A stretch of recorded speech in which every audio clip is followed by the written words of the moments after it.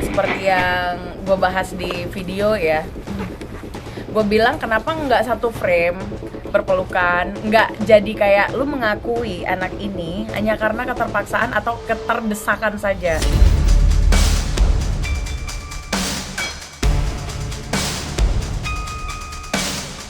Ini hanya kepuasan netizen aja, kan menyalah-nyalahi si Resa, menyalah-nyalahi si Denada. Sebenarnya dua-duanya nggak salah karena dua-duanya punya alasan.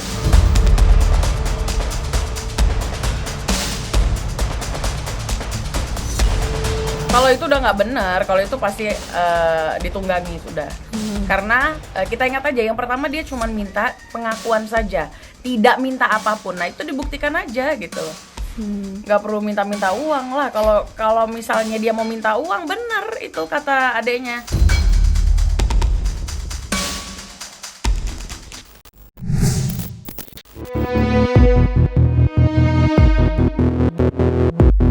Polemik yang menyeret nama Denada dan Resa Rosano hingga kini masih terus bergulir dan belum juga menemukan titik terang. Padahal sebelumnya, Denada telah memenuhi permintaan Resa dengan mengakui Resa sebagai anak kandungnya di hadapan publik. Namun alih-alih meredam suasana, situasi justru semakin memanas. Pasalnya, setelah video klarifikasi tersebut viral di media sosial, Denada tak lagi terlihat muncul ke publik. Sejak saat itulah, gelombang hujatan dari warganet pun kian deras menghampiri sang penyanyi. Tak sedikit netizen yang menilai bahwa pengakuan Denada dianggap tidak dilakukan dengan sepenuh hati. Fenomena ini pun akhirnya memantik respons dari salah satu selebgram ternama, Tengku Zanzabella. Dalam pandangannya, Tengku Zanzabella menilai bahwa polemik ini justru semakin membesar bukan semata karena konflik kedua belah pihak, melainkan karena peran netizen yang terus menggoreng isu demi mencari kepuasan di atas masalah pribadi Denada dan Resa. Seperti yang gue bahas di video ya, gue bilang kenapa nggak satu frame berpelukan, nggak jadi kayak lu mengakui anak ini hanya karena keterpaksaan atau keterdesakan saja, gitu loh. Nah sampai sekarang pun kan mereka belum ada satu frame kan, tapi menurut gue mereka udah baik-baik aja ya, dengan si Resanya bilang jangan jangan bully ibu gue, biar bagaimanapun dia ibu gue, jangan boykot dia gitu ya. Udah bagus lah menurut gue, nggak ada yang perlu dipermasalahkan lagi. Ini hanya kepuasan netizen aja, kan menyalah-nyalahi si Resa, menyalah-nyalahi si Denada. Sebenarnya dua-duanya nggak salah karena dua-duanya punya alasan. Sebenarnya yang membuat ini panjang kan netizen ya, masyarakat yang memang keponya tinggi sekali gitu. Kalau dari mereka berdua sepertinya sudah selesai dan mereka akan selesaikan itu juga di belakang layar. Entah itu nantinya mereka akan harmonis atau tidak, itu urusan mereka ya. Karena banyak juga yang ibu dan anak yang kejadiannya nggak begini pun akhirnya pecah juga ada. Jadi nggak heran untuk hari ini gitu. Yang mereka lakukan berdua itu udah tepat. Paling nanti netizen memperpanjang ini karena pengen tahu lagi bapaknya siapa, ini itunya siapa. Kalau menurut gue sih netizen nggak perlu sekepo itu juga ya, karena setiap orang punya punya ranah pribadi yang untuk dia memang nggak mau ngasih tahu. Ya udah cukup gue mengakui, karena tuntutannya apa? Tuntutannya gue mengakui Resa ini anak kandung gue, udah cukup di sana gitu.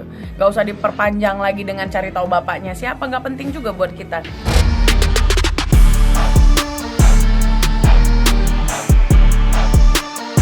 Peliknya polemik antara Resa dan Denada belakangan ini justru memunculkan berbagai narasi liar di tengah publik. Tak sedikit pihak yang menduga bahwa Resa sebenarnya tengah ditunggangi oleh sosok tertentu yang masih memiliki keterkaitan dengan Denada. Dugaan tersebut mencuat setelah publik menyoroti adanya sikap yang dinilai jomplang. Di satu sisi, Resa kerap menyampaikan bahwa dirinya hanya menginginkan pengakuan sebagai anak kandung.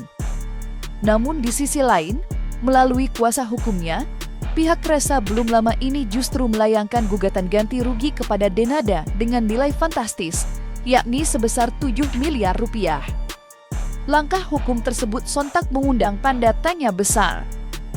Pasalnya, gugatan itu dilayangkan dengan dalih dugaan perbuatan melawan hukum yang dinilai sebagian kalangan bertolak belakang dengan pernyataan Resa sebelumnya. Lantas seperti apa tanggapan Tengku Zanzabella terkait opini tersebut?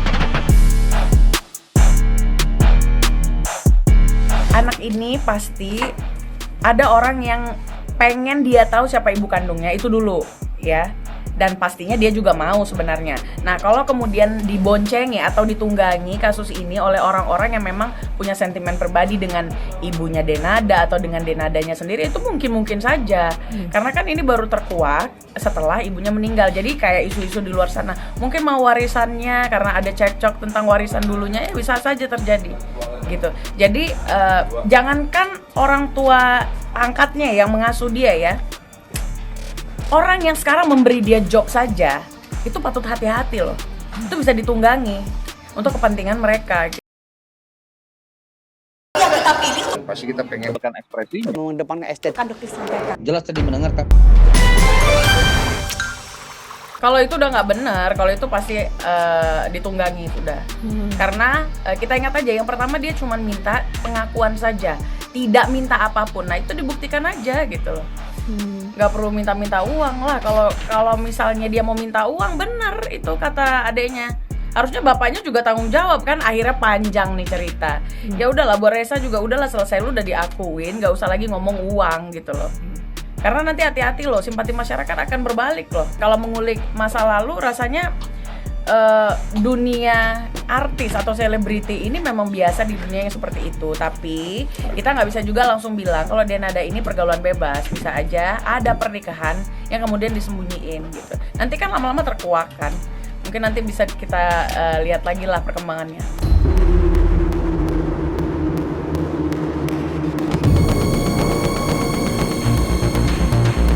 Tuntutan ganti rugi senilai 7 miliar rupiah yang dilayangkan Resa Rizky Rosano terhadap Denada seakan berubah menjadi bola liar dalam pusaran polemik ini. Alih-alih meredakan konflik, langkah tersebut justru membuat situasi kian memanas dan menyita perhatian publik secara luas. Besarnya nilai gugatan itu pun memicu beragam reaksi dan spekulasi, baik dari warganet maupun pengamat hukum. Tak heran, kasus ini kembali menjadi perbincangan hangat di berbagai platform media sosial.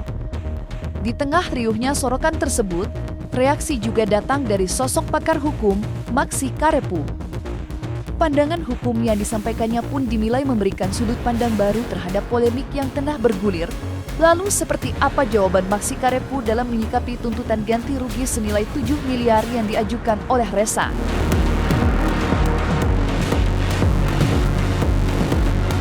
Bicara soal tuntutan 7 miliar, memang kalau ada gugatan terkait PMH atau perbuatan melawan hukum, maka kerugian harus dicantumkan dalam gugatan tersebut. Kalau tidak dicantumkan kerugian, maka gugatan itu bisa ditolak. Jadi otomatis kalau ada perbuatan hukum PMH, maka syarat utama dalam pasal 1365 itu harus dicantumkan kerugian. Makanya itu sah-sah saja dalam hal gugatan perbuatan melawan hukum. Kalau saya mendengar dari statement disampaikan oleh pengacaranya, karena pengacara juga bagian dari keluarganya, omnya ya, mereka justru itu sebagai persyaratan saja. Karena yang paling utama yang diinginkan oleh Resa ini adalah pengakuan secara langsung daripada Denada. Memang kita melihat di media, Denada sudah melakukan pengakuan atau menyatakan pengakuan di media sosial. Namun Resa tidak puas. Anak ini menginginkan Denada harus menyampaikan secara langsung empat mata. Bahkan dia ingin dipeluk. Nah, ini hanya menjadi teori kalau Denada tidak membuktikan apa yang disampaikan di media, bahwa dia melanggar bersalah, ada hal psikologis yang dia alami pada waktu itu. Harusnya Denada secepatnya untuk membuktikan statement yang disampaikan media bahwa dia betul-betul menyesal dan dia mengakui secara nyata bahwa Resa adalah anaknya. Terkait mediasi, memang tahap awal dalam gugatan perdata memang ada tahap mediasi di luar pokok perkara. Itu biasanya diberikan waktu selama 1 bulan dan 4 kali pertemuan. Dan memang kita melihat bersama bahwa proses mediasi ini tidak ada titik temu, dan kemudian kasus ini bergulir ke pokok perkara atau persidangan. Dan memang biasanya kalau memang tidak tercapainya perdamaian, biasanya ada saling bertahan gitu. Kemungkinan besar di awal itu daripada pihak yang bertahan ini pihak Denada lewat pengacaranya. Namun saya katakan tadi, ketika desakan dari publik, netizen menyatakan untuk Denada diboykot di beberapa sini, maka pada akhirnya Denada dengan sangat terpaksa mengakui bahwa Reza adalah anaknya. Meski hingga kini sosok ayah kandung Reza masih belum diketahui secara pasti, pakar hukum Maksi Karepu menilai bahwa tidak menutup kemungkinan pihak ayah juga dapat dimintai pertanggungjawaban dalam gugatan perbuatan melawan hukum yang diajukan oleh pihak Reza. Menurut Maksi Karepu, hal tersebut dapat saja terjadi karena secara hukum, Reza tetap memiliki hubungan keperdataan dengan kedua orang tuanya. Hubungan tersebut tetap melekat, meskipun Reza diketahui merupakan anak yang lahir di luar ikatan pernikahan. Pandangan inilah yang kemudian menambah dimensi baru dalam polemik yang tengah bergulir. Pasalnya, jika benar demikian, maka persoalan hukum ini tidak hanya berhenti pada satu pihak saja, melainkan berpotensi melibatkan lebih banyak nama dalam pusaran sengketa yang kian menyita perhatian publik. Kalau bicara soal Reza anak di luar perkawinan ya, tentunya kita mengacu dalam pasal 431 Undang-Undang Perkawinan. Itu jelas dinyatakan bahwa anak yang dilahir di luar perkawinan itu ada hubungan perdata dengan ibunya. Dan kemudian memang putusan MK juga menyatakan diperluas bahwa anak ini juga bisa ada hubungan perdata dengan bapaknya sepanjang itu bisa dibuktikan lewat alat bukti scientific evidence termasuk DNA. Itu pun kalau terbukti bahwa maka anak ini pun bisa ada hubungan perdata dengan bapaknya asal ada pembuktiannya. Tergantung daripada si pihak Reza, kan mungkin ini sementara ini karena kita mengacu ke pasal 431 Undang-Undang Perkawinan yang mereka ajukan dalam gugatan PMH perbuatan hukum, maka itu yang dikejar dulu ibunya. Mungkin setelah tahap kedua baru bapaknya. Karena memang tegas itu di dalam pasal 431 yang diajukan oleh pihak pengacaranya, hubungan perdata anak di luar pernikahan itu terutama terhadap ibunya. Nanti bapaknya ketika nanti ada pembuktian nanti ke depan. Saya pikir mereka menunggu dari pihak Denada. Makanya Denada harus betul-betul membuktikan apakah dia sungguh-sungguh pada saat dia menyatakan itu bahwa Reza adalah anaknya. Sebetulnya bola sekarang ada di pihak Denada. Saya pikir pihak keluarga ini tinggal menunggu ke mereka ini. Tergantung. Denada harus memutuskan atau secepatnya kalau bisa untuk memutuskan bahwa dia harus bertemu mereka dengan keluarga ini lalu kemudian mereka berdamai. Pihak pengadilan tinggal mengakomodir kok kalau mereka sudah berdamai. Pasti selesai ini masalah ini. Dan jangan lupa untuk like, subscribe dan juga share channel YouTube Cumi Cumi.